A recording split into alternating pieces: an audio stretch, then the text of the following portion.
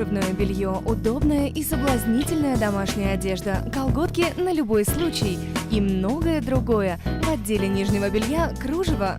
Кружево – твое женское преимущество. Торговый центр «Глория Джинс», 3-й этаж, отдел номер 9. Это программа «Патрули» и я, ее ведущая Анастасия Маслова. Всем здравствуйте. Сбил и скрылся. Авария на Аюна-Курседе. Крупный пожар в центре стирки ковров и охота на нетрезвых водителей. Все это в выпуске сегодня. Начнем выпуск с дорожно-транспортного происшествия на Аюна-Курседе. 11 декабря напротив дома номер 120 неизвестный автомобиль сбил пешехода.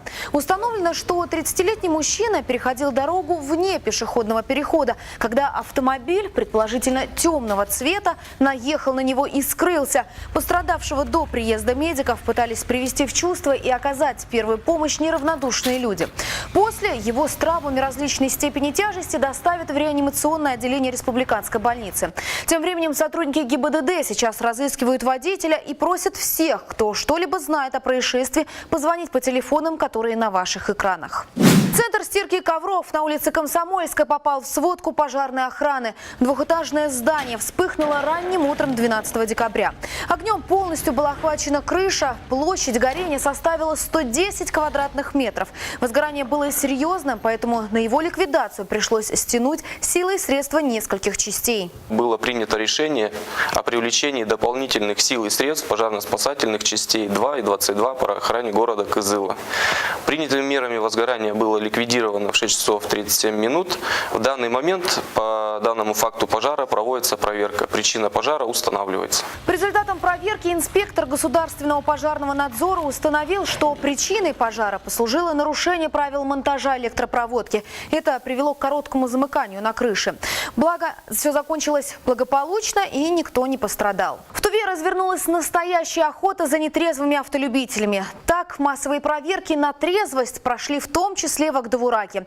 Инспекторы и члены добровольной народной дружины города останавливали все автомобили подряд. И буквально за 2 часа работы стражи порядка выявили более 15 нарушений правил дорожного движения и задержали 2 автолюбителей, которые сели за руль, будучи под шофе. Кто-то вину признал сразу, а кто-то отпирался до последнего. Адвокат чокты. Адвокатын долго oldu. Долат сыңыр адат пыңыршы. Адап шыдабыз? адвокат. Чуга долат сыңыр адат пыңырда. Кымда ирилгени? Отпирайся, не отпирайся, нарушение после освидетельствования налицо. На нарушителей составили протоколы, а наказание уже будет определять суд. А в Кызыле инспекторам сначала пришлось нарушителя догнать. Вот мы видим, как экипаж патрулирует улицы.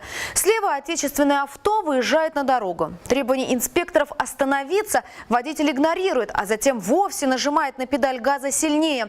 Тут и начинается захватывающее зрелище. Автолюбитель колесит по дворам, машина петляет из стороны в сторону. Инспекторы не отстают и преследуют отечественное авто по пятам.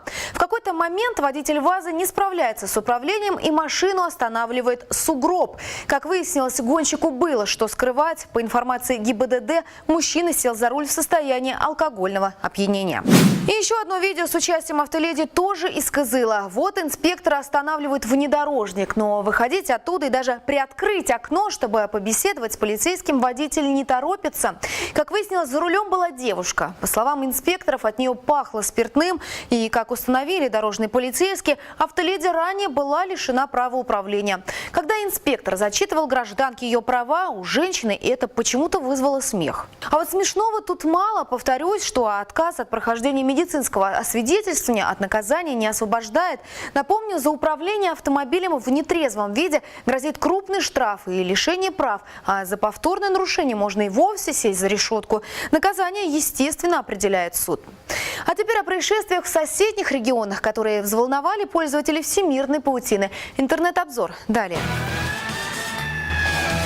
Кровавая резня в Екатеринбурге. От этой истории мурашки бегут по коже. Там расследуют обстоятельства страшной трагедии. Подробностей не так много, но тем не менее кое-какая информация есть. По предварительным данным, сотрудник ФСБ зарезал супругу и 4-месячную дочь. Мужчина пощадил лишь старшую из 2 детей. После расправы с близкими он попытался покончить с собой.